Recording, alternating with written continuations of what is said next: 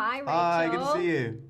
Good to see you guys. So to start, you guys have one of the most beautiful scenes in this movie, and it is when Robbie and Nicole kind of fall in love for the first time on that boat. How is it for you guys watching those scenes post production with the CGI, with everything included, compared to like when you guys were actually filming those sequences on the boat itself?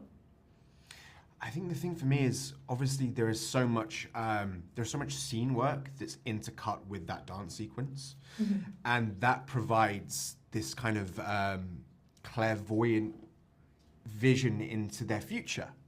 And seeing that juxtaposition of the pain that they eventually go through together compared to this beautiful feeling of love and warmth and light that they have when they first meet is such a joyous yet heart-wrenching thing to watch, even when you've done it yourself. And I think it's a rare storytelling method that I haven't really seen before, where you're seeing kind of two paths happening at the same time.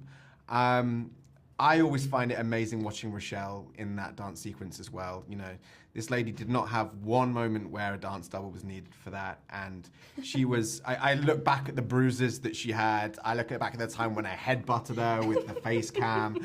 And yet she's still this kind of vision of beauty and light. And I'm always just so proud of her when I watch it back. Power of editing.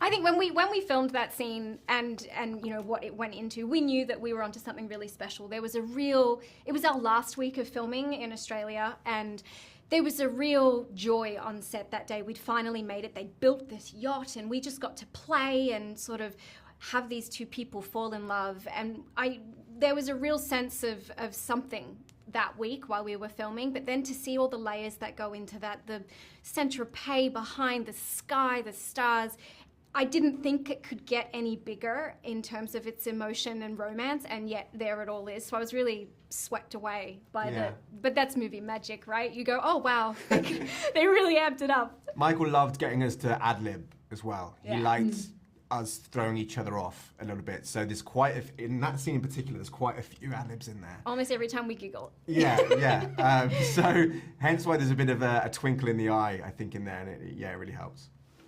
Well, and I have to ask, because I think it's very funny currently on social media. A lot of Americans are like learning who Robbie Williams is for the first time. I was a One Direction girl in college, so I was like, I knew who Robbie Williams was because of that.